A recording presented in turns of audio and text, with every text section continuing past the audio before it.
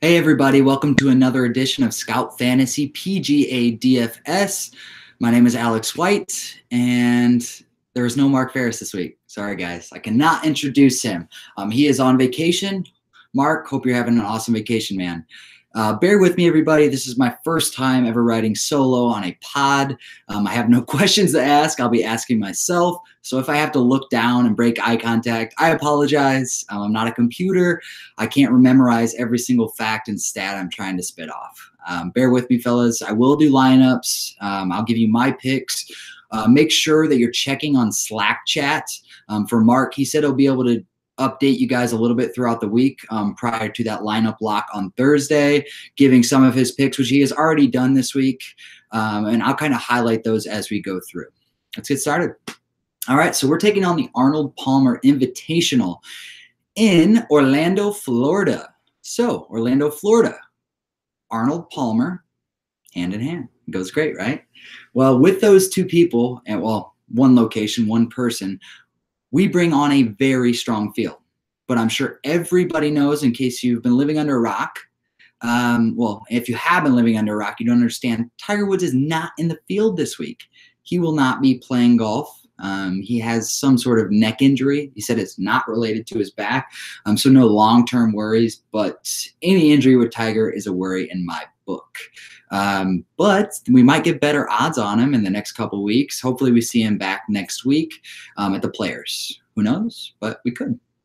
Let's get started. Bay Hill Club and Lodge, Orlando, Florida. It's going to be a 7,400 yard, 7,414 yard par 72. It ranks 15th out of 51 courses on the PGA Tour. It's Bermuda greens. It has a ton of water. I think on 10 holes, you'll see some sort of water out of the 18. So it's more than half of the course contains water. And also, your greens are going to be lightning fast. And when I say that, I mean, there's a big difference. The stimp meter, they're reading like Masters level fast. So it's going to be golfers that can putt well on quick greens. You know, they might be able to get it there, but there's going to be a lot of three putts this week, especially for young, more inexperienced golfers. So I'm trying to narrow down some of my key stats this week. Approach, number one, it ranks far above any other stat I have. So let's focus on approach. Ball striking always comes with that. They kind of go hand in hand. Putting, big correlation there. As you've seen, Jason Day win here. You've seen Phil Mickelson later, back a few years ago win. Also, even Rory last year, I believe he had over 10 strokes gained on the green, which is so un-Rory-like to actually win with his big Sunday back nine that pushed him to win that tournament last season.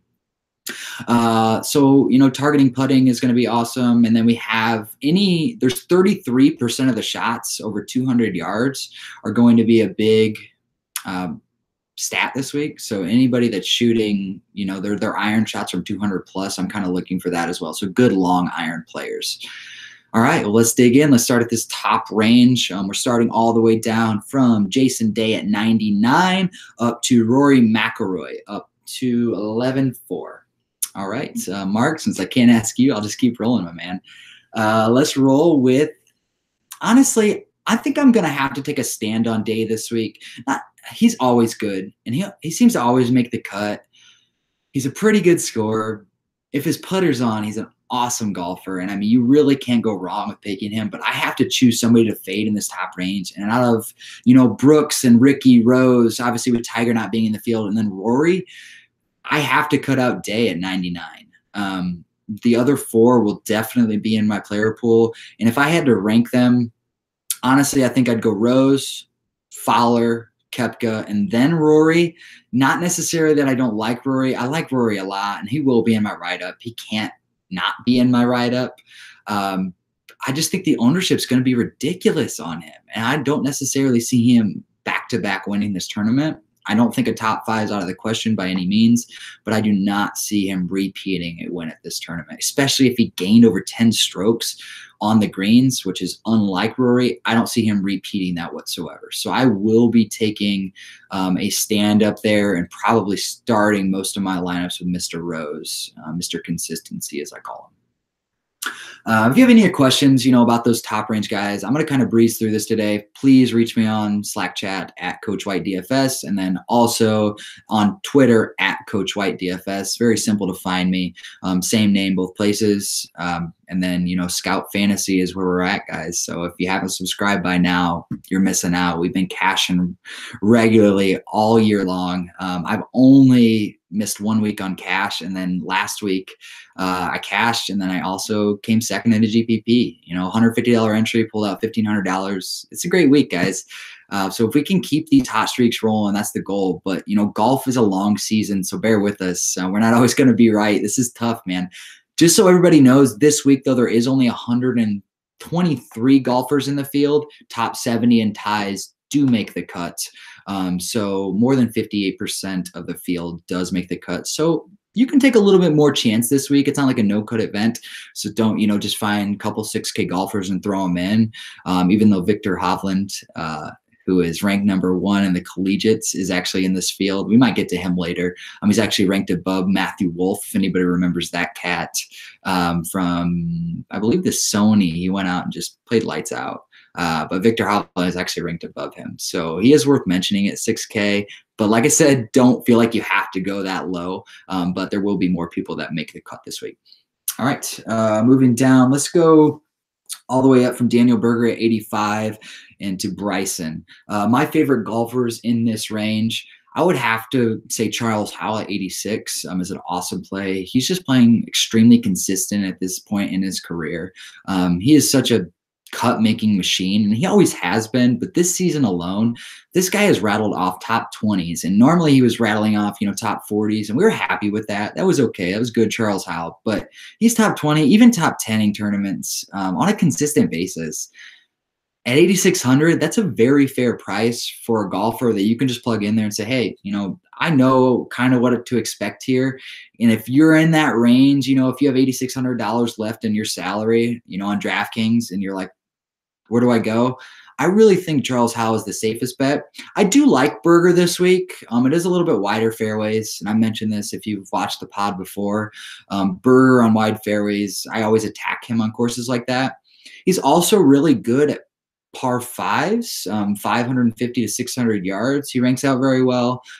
Striking the ball 200 yards plus, he ranks out well. And then he's been putting consistently well. He was my fade last week. He didn't play great all 4 rounds, but he made the cut at a tough course.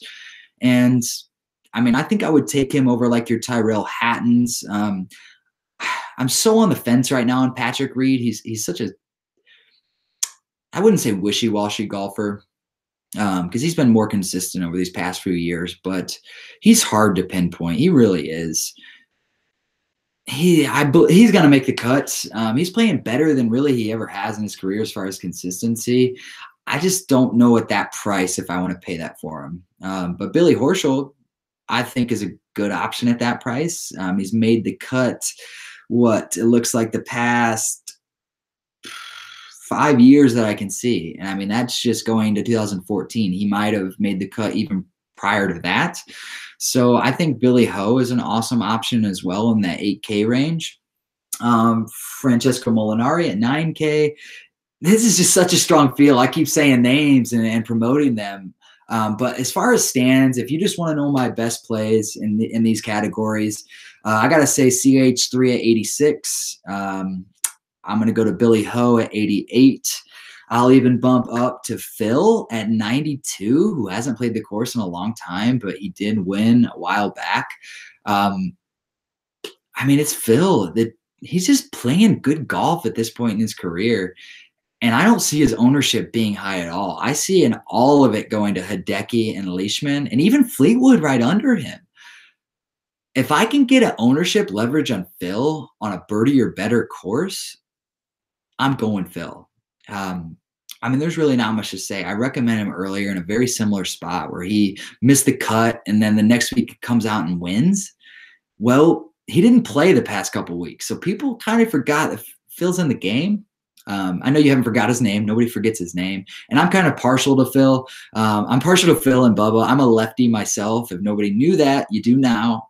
So I will always gravitate towards Phil and Bubba. But I think Phil's a great play outside of being just a left-handed good golfer. He's just one of the greats, and he's one of the greats for a reason. He brings a certain atmosphere and a certain attitude, and he's just got this old man swagger about him. I like him, and he's good 200 plus. He's just a great scorer. And even if he misses his iron shots, you know he's going to put some crazy scrambling up there to get you back on the green and up and down. So I'm going to fire up Phil quite a bit at 9,200. I think that's a very fair price. And then I can't go without mentioning Bryson. He took second last year at this tournament. Just overall, the kid is so good at golf. The scientist, the mad scientist, whatever you want to call the guy, he puts in the work. Even the tournament, I think it was Mexico, it was his last time out. There was videos on Twitter of him at like 9 o'clock at night out there with his caddy flashlighting him putting the ball. And he came out the next day and he still sucked, but he put in the work. He is the type of golfer that everybody strives to be. He puts in the work every single week. And every time he gets mad, he figures out why later. He learns, he tries to work on it, and he gets better. And you've seen that. He's gotten better every single year. And I honestly wouldn't be surprised if this year he wins 3 tournaments in a row. Yeah, you heard it. 3 tournaments in a row. He is that type of good when he gets that type of good. And I love Bryson when he gets hot. He is just scary. I mean, he just doesn't bogey when he gets hot. It's like everything is close. So I'll definitely be firing up Bryson at 97. All right, let's keep moving down. So down my list, let's see. Let's go all the way up to Keegan at 84. Down to, let's say, ZJ at 77. So Zach Johnson has phenomenal course history here. He's playing pretty well, still approaching phenomenally at this point in his career. His approaches are just exceptional. You know, with ZJ, on a course like this, experience really does take advantage at certain points, especially if the weather gets bad. Right now, weather looks pretty nice. There's going to be some wind. It's Florida. That happens. It's going to be hot. There might be some rain one of the 4 days. If not all 4 days, it won't be heavy or long. But right now, the forecast looks pretty good. It's just normal Florida weather. But if it does get bad, I do like Zach Johnson even more. He's just, if you know a course and you're a player like ZJ, you're going to go out each and every week and give it 100%, especially when you're playing against the best golfers in the world. So I like more experienced golfers like that. That's why I'm really high on CH3 this week. Okay, let's see. Adam Hadwin, 36 and a 6th place finish. 36 in 2016, 6th in 2017. Did not play in 2018. I do not know why. I do think this course fits him. He is a very good putter on lightning fast greens. He's a very good putter on any green, but also his irons from a distance are exceptional. And this season, he's built a certain sort of consistency. And I keep saying that word, but in golf, it's so uncommon to be consistent that I'm just going to continue to ride these golfers that are consistent. So that's going to bring me to my next golfer, who is Lucas the Lover Glover, my man. He was in my lineup last week. Gotta love him. He was the highest scoring golfer on my lineup. So thank you, Lucas. Shout out. Dude, you're killing it. You've had 6 top 10s out of your last 8 events. Like, that's phenomenal, man.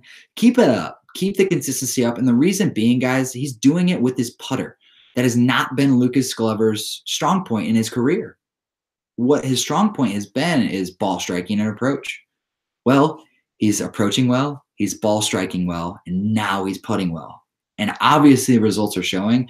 I will not stop playing Lucas Glover this entire season. Even if he misses 3 cuts in a row, I'm going to play him that next tournament because he is so close to breaking through and making those extra 2 to 3 putts that win him a tournament. I am not going to miss out on Lucas Glover. I love Lucas Glover 8,200. I think a lot of people love him at 8,200. But I want you to realize at this price, I think he is an extreme value. He really, the way he's been playing, there's no reason that Jason Kokrak, Keegan Bradley should be priced higher than him. Then right under him, you have Henrik Stenson at 81, who is he's the course horse. He has gained over 47 strokes on this course in his lifetime against the field.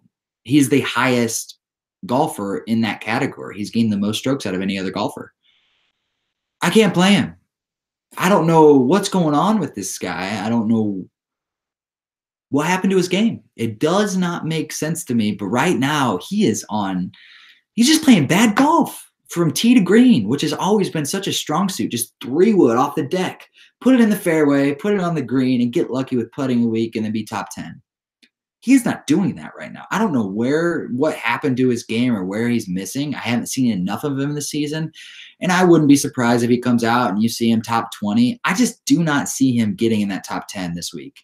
This field is too strong. He is not playing good enough, and that might be the best reason to play him because if you have a course history this strong and you know that people are going to fade him like myself, why not? Give it a shot. But I will not. I am not going to touch him in a single lineup. And if I screenshot something with him on Sunday and you see that screenshot, just call me a fraud. Do it. I'm not going to play him. I cannot do it. All right. Full fade, Henrik Stenson. You heard it. So Poulter, I mean, I don't need to say anything about it. Talk to Mark on Slack about the Poulter. I don't think he's a bad play. Again, I'm not really on him at that price, but I ate those words last time I said I wasn't on him. And if Mark's going to ride him again, which I know he is, play him. I mean, he's still made 5 of his last 5 cuts at this tournament. But at 8K, I really need a top 10 golfer. He can do it. He can absolutely do it. He's a phenomenal long iron player. I just don't necessarily think he's got the putting tools on these lightning fast greens to consistently make the putts I need. I could see a really hot start and then kind of fading on the weekend for Poulter. All right, let's see. As we're going down, let's start with Michael Thompson. So if we're under ZJ, Michael Thompson all the way down to such a big category. Let's go Scott Piercy at 73. So with these golfers, honestly, it's worth mentioning that Bud Cauley was added to the field at 7,500. He did take T14 last season. I thought he was hurt at this time of the year, but maybe it was after Bay Hill. Obviously, I mean, he T14, but he was just added to the field. I don't know if that was when Tiger withdrew or not. So just to mention, Bud Cauley is in the field. He was cut in 2017 and then T14 2018. He had a good week last week. He's a solid golfer.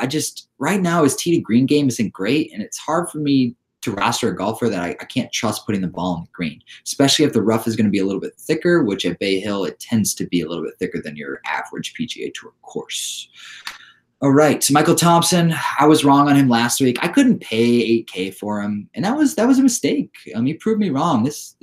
Well, he's got like 5 top 10s, top 20s. I mean, he's playing good golf. I'm not going to talk you out of him. No course history, so I don't necessarily think he'll be high owned even after this crazy hot start he's been having. It's hard for me not to say I'm going to fade him, which I'm not, but I haven't heard whether he's going to be high owned or not. So I haven't made a decision there. Ask me on Slack later in the week about him. Cam Champ, same kind of issue as Michael Thompson.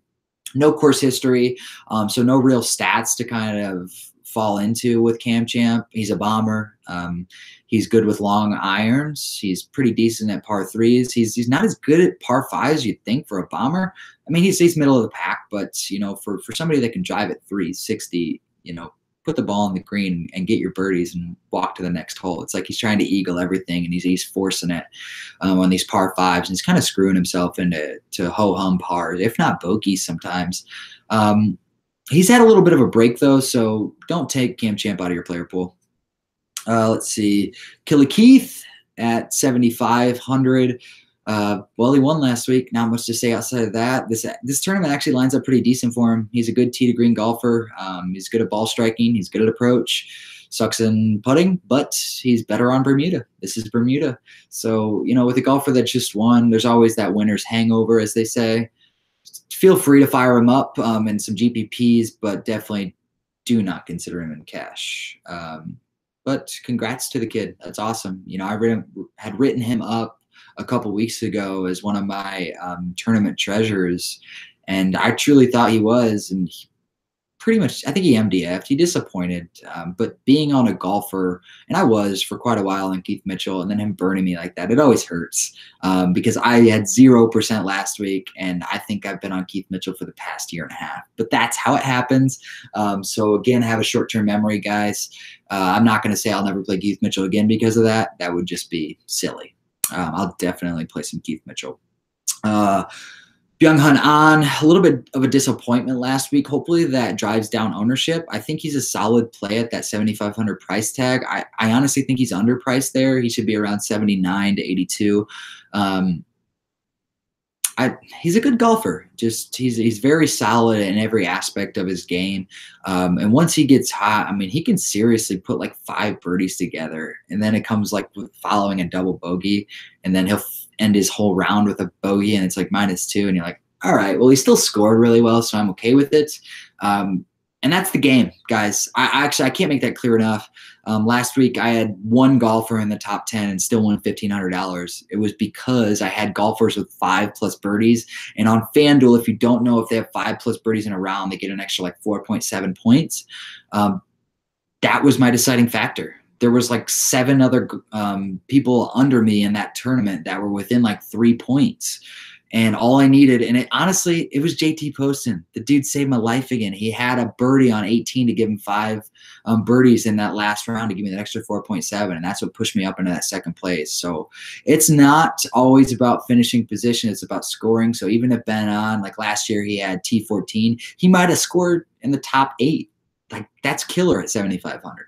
So definitely keep Ben on in your player pool. Haotong Lee, I want to mention, just a heck of a ball striker. He is such a in and out golfer, and I mean that as in if he's on, he's in. If he's off, he's out. And right now he's playing middle of the road, and I think good things are to come for Haotong this year. I will definitely roster him in some GPPs along with Matt Wallace, who had a pretty decent showing last week. I'm at a very tough course, and this course is going to play much easier for him. So I like Matt Wallace. I don't have a ton of like statistical history with him, but definitely keep him in your player pool because everybody's going to gravitate towards Matt Every at 74. He has 4 top 20s and has only 4 starts this season. That's pretty good, man. I mean, at 7,400, you can't be mad at the guy, you know, with finishing like that. Some are, you know, not high-end fields, but he is such a scorer, and he's won this tournament twice. So, like, obviously he can score. 2014, 2015, he had back-to-back wins, followed by a cut, a T62, and then another cut. I don't know. I will have exposure to Every. Because it would scare me not to. And I hate saying that because it's freaking Matt Every. Like, there's no consistency with the guy, but when he's on, back-to-back wins happen.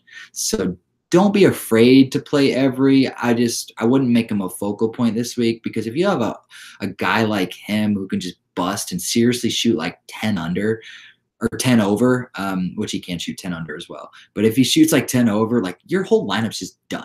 You don't have a chance. There's really no in-between with Matt Every. He doesn't go out and shoot even. He shoots 4 under. He shoots 1 over. He shoots 6 under. He shoots 6 over. So it's just multiple spectrums with that guy. Proceed at your own risk. All right, after that, let's keep moving down. Scott Piercy, I said we start with him. I don't think he's a bad play. I played him a little bit too much last week, and I wasn't on him early in the week, but I started pivoting away from, who was it? I think it was Knox towards the end of the week because I figured out how high he was going to be owned. But then it turned out that Piercy was higher owned than him, which really surprised me. His ownership, he was like 25% last week, and he was like 35 in cash, which Piercy in cash is ridiculous.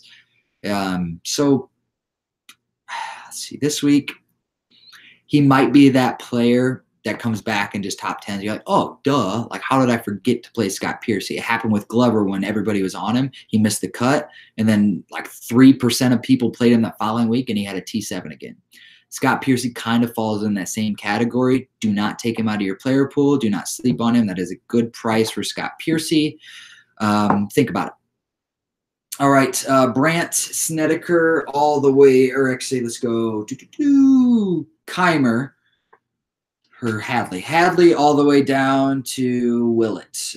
So you got Willett at 7K. He is withdrawn from this tournament in 2018. 2015, he had a T29. He is playing pretty good golf right now. I like Danny Willett overall, especially when he's striking his long irons, which he is doing very well right now. His putting is crap. It's always kind of crap, but all you need is one good week of putting.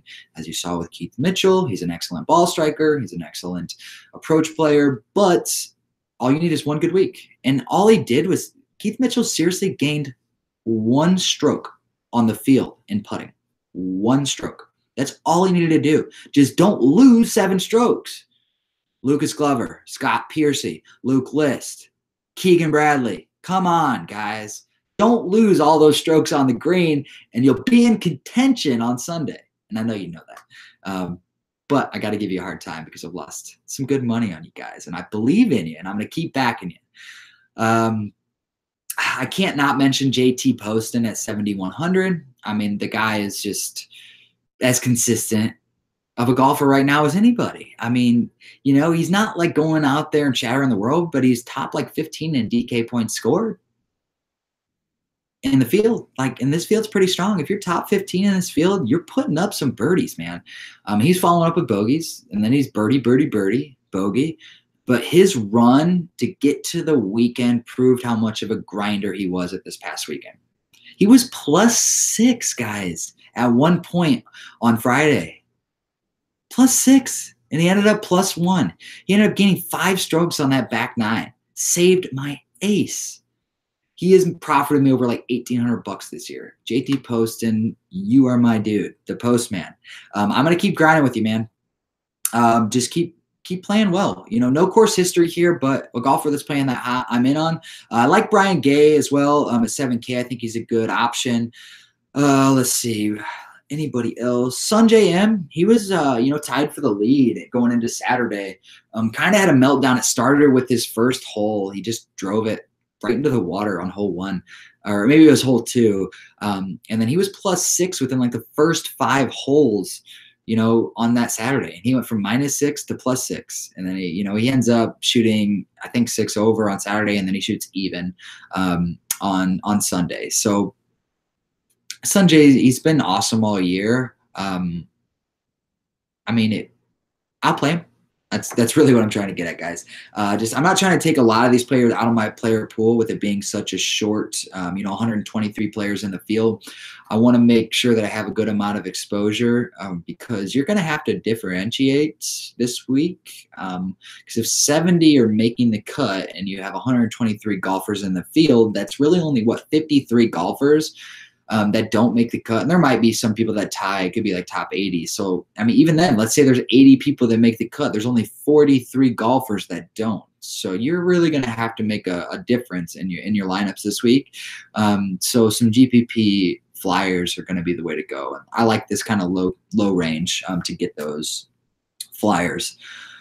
Anybody else I'd like to mention in these ranges? Harold Varner. Let's go down in this 6K range. I'll just mention all my 6K golfers.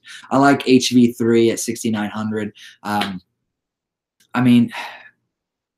He is in the same boat as Keith Mitchell this week. He seriously has a chance to win. And I mean that not in like he's got a killer like winner attitude, because it's not what Harold Varner does, but he has the tools to win. And you've seen it. You've seen it with Adam Long. You've seen it with Keith Mitchell. Like, if Harold Varner won, you'd be like, God, how was I not on him? I've been on him all year. I like Harold Varner this week. I like Taylor Gooch this week at 6,800. I like Nate Lashley at 6,900. Nate Lashley actually ranks number 1 in approaches 200 yards plus, which is a key stat for me this week. In the past 50 rounds, he ranks that. And then also in the last 12 rounds, he ranks number 1. So he's obviously got a long-term kind of sample to pull from. So I like Nate Lashley at 69. Joaquin Niemann has not been mentioned anywhere in any pod I've listened to this week. I always try to do that just to get a gauge on ownership. I try to keep my biases aside when listening to them. I just want to kind of hear who they mention. So I have an idea of, okay, he was been mentioned here, he was mentioned here, he was mentioned there. And then it gives me an idea of kind of what Fanshare does and breaks down ownership. So, when I mention this ownership stuff, I'm going off what I think, just for doing it for years of just watching every single week of PGA golf and figuring out where the ownership flows to. And, if there's these, couple podcasts that are really well followed that mention these golfers, I know these ownerships are going to be higher on certain guys. But I have not heard Joaquin Niemann's name mentioned. I don't necessarily love him, but I do want to mention his name because I think he's a phenomenal young talent. Let's keep rolling. Adam Schenk at 67. He got screwed with that penalty call. He said that it was I think Friday. They gave him a true stroke penalty where his caddy supposedly lined up behind him. And I think he did. But anyways, the rule is wishy-washy. It's more for the LPGA. It happened a lot where caddies were just lining these girls up and letting them just swing, and they would be in the perfect position. So it's kind of hit those PGA Tour players. He didn't mean to do it. It just hit him, and he still ended up finishing pretty well. He had a pretty crappy Sunday, but outside of that, he put together 3 good rounds. I like Adam Schenk. He's a good golfer. Ernie Els is playing phenomenal. At this point, 6,600. He played great again last week. He's kind of on this cut-making tear. 6,600, I love it. Danny Lee at 69 is worth mentioning. I actually really like Danny Lee. He's just phenomenal with his long irons. He's shown good course history here, and he's in pretty good form. He had really 9 bad holes of golf that ruined his whole tournament last week. I think I'm going to fire Danny Lee up in quite a bit of tournaments. He might be my favorite golfer in that low 6K range, which is scary to say. But you got to give your agent some love. Let's see, anybody else? It's worth mentioning Vaughn Taylor again. I think Vaughn Taylor is just pretty solid overall golfer, and at this point in his career, he's playing really well on par 4s. His putting solid, his approach is solid. He just brings a certain amount of consistency. And if you're I'm really worried on this last guy and I need to pay down, but I want somebody to make the cut, I think Vaughn Taylor's that guy for you this week. That's pretty much it. I don't want to dig too deep. Victor Hovland at 6K, I said I would bring him up. He's just phenomenal on the PGA or the collegiate tour right now. He is just killing everybody. And Matthew Wolff is ranked behind him. And Matthew Wolff came out in top 20 to PGA Tour event. So I have to mention the guy at 6K because also, Matthew Wolff was minimum, and I said, I'll fade him. I'm not going to buy into that hype. But I've heard nobody mention Victor Hovland this week. He does have 0 for 2 on missed cuts on the DK app. So that might scare some people away, but I think his long-term talent is definitely there. Do not take him out of your player pool, especially if you just really want to pay up. Maybe you want to go like Rory Rose. Hovland might not be a bad option. I actually seen the 100K takedown, and I mentioned it last week, going Justin Thomas, Ricky Fowler as your top 2 and getting lucky and paying down. And the guy that won 100K did that exact same thing. So guys, like I said, you got to take a chance. And, he had Killer Keith in that. He had KH Lee. Like I said, you got to give your Asians some love. He had Lucas Glover and Ryan Palmer, killer lineup, man. Congrats to that guy that won that, by the way. I thought I'd mention that. Stu Sink, too, at 6,200 is worth mentioning. That's pretty much it, guys. I've been rambling. You probably have lost interest at this point. So I'm just going to rattle off some lineups. Let's start with cash on DK. Let me pull up my app really quick. Once I do this, since we're not going back and forth, me and Mark, maybe you do play this lineup this week. With me and Mark, he's choosing some of his, I'm choosing some of mine. And they don't always mesh perfectly. Honestly, they've been crap lineups. To say the least. They haven't been great. I've been throwing them 50-cent lineups for fun.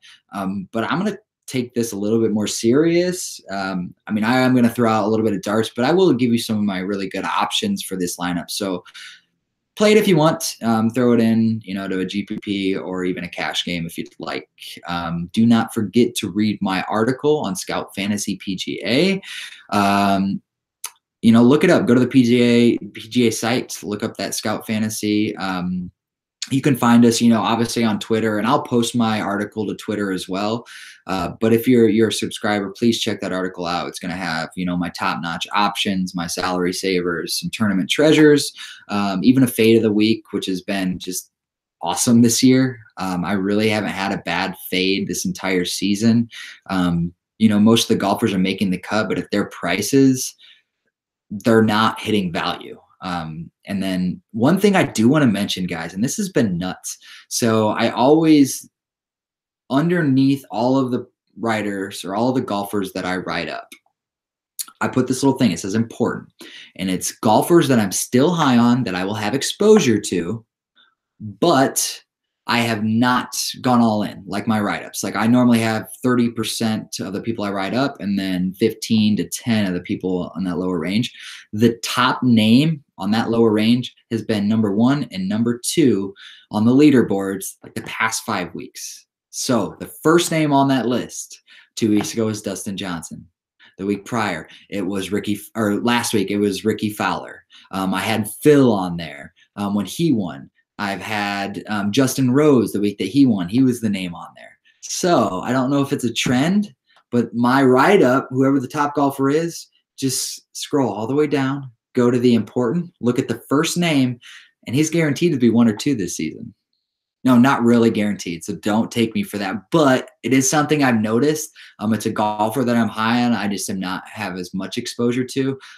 But the weeks that I'm actually winning good money, it's with those golfers that I've been using in that important range too. So check that out. It's just golfers that just barely miss my write-up cut.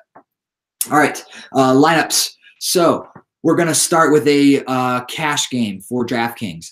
First golfer I got to mention is CH3 at 8,600. So we're going to plug in Charles Howell. After that, let's go with Mr. Danny Lee. Danny Lee. Oh, he's at 66. I thought he was 69. Even better. Awesome price. I got to go Lucas Glover. Like I said, I think he's completely underpriced. So 8,200, that's Lucas Glover. So that leaves us with about 8,800 left. For a cash lineup, let's say... who would I want to go with for cash?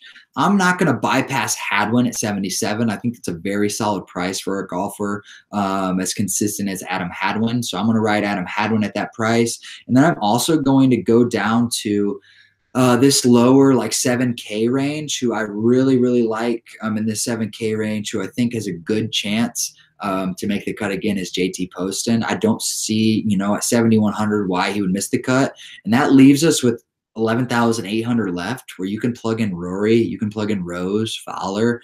And if you don't want to go down to Poston, let's say we make it more balanced. Let's just do that. So let's say we go 9,400 left. I'm going to go DeChambeau at 97. That leaves me 92. I can hit Phil, Fleetwood, Molinari, Patrick Reed. And for cash, I'm going to choose Fleetwood over Phil. So let me rattle off that lineup. DeChambeau, 9,700.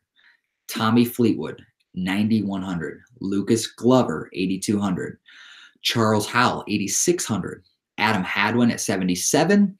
And then Danny Lee at $6,600. And that gives you $100 to spare. Use it if you'd like. I really like that lineup. I'll definitely save that lineup and use it in some other tournaments. All right, let's go GPP. So if I'm going to pay up, in this top range, I think my lowest owned golfer is going to be Phil, like in this top range. And I mentioned him, so I'm going to go Phil. And I'm a sucker for Bubba, so I'm going to plug in Bubba and kind of piece it together from there. So that leaves me about $8,200 left. And I can play with this. So with $8,200, and remember, guys, if you have a player you just love, play him everywhere. Like I loved Glover last week. I played him everywhere. I love Justin Thomas last week. I played him everywhere. He didn't do great, but he scored great. He was like even at the end of the tournament and scored like 10 points less than Ricky. Okay. That's not a bad outcome considering he shot like 9, or he was like, Ricky was 8 under and Thomas is at even by the end of the tournament. So, guys, I mean, don't be afraid, to plug in just one golfer and roll with him all week. Love that golfer. Buy into it, figure out why. And if you're ever on the fence about a golfer, on Wednesday evening, well, if you're really on the fence about him, ask on Slack. Figure out that pivot because we have a pivot. I promise you. All right, let's go down, and I'm gonna play ZJ at 77. I think he's a pretty solid option. He's kind of a safer option, but he might go overlooked even at 77. Louis Oosthuizen, I'm enjoying, as far as a GPP play. He's playing good golf right now overall, and he's shown a pretty decent course history here. His stats don't line up well, but his stats don't line up well anywhere. He's just that guy that shows up on the leaderboards. Like, oh, Louis there. Yeah, that makes sense. I like Louis. So plug in Louis. Then we have $8,600 left. I'm actually going to lock in Billy Ho at 88. And then that leaves me 8,400 for Kokrak, Glover, Keegan, Stenson, Poulter. Obviously, if I really wanted to go GPP, I would go Stenson at 81, but I'm going to lock in Glover. I just love him at this price. So that leaves me $200 left. Starting my lineup with Phil Mickelson at 9,200, moving into Bubba Watson at 8,000, Billy Horschel at 8,800, Lucas Glover at 8,200, Louis Oosthuizen at 7,900, and Zach Johnson at 77. That's it, guys. I'm sorry if I talk too much. I had to get it all out there. That's pretty much it. I hope you enjoyed it. If you have questions, I mentioned them multiple times. Catch me on Slack at Coach White DFS or on Twitter at Coach White DFS. That's pretty much it, guys. Have an awesome week. This is the Arnold Palmer. Make it fun. Commemorate one of the best golfers in the world. Enjoy it. Don't hate your golfers because they hurt you. They're out there doing their jobs. We got to remember that as DFS players, if they miss a putt, yeah, it sucks, but get over it. We got next week to get to. Don't put all your money in 1 week. Control the bankroll. This is an awesome week as far as tournaments. Actually, my first big win ever where I won the winner take all was at Bay Hill. So it has a special place in my heart for me. It was a year that Leishman won. I think it was actually 2017. I took down that 3K winner take all. So my goal is to take it down again this season. Wish me luck. Good luck to everybody out there. Again, catch me at Coach White DFS. Take it easy, fellas. See some green screens.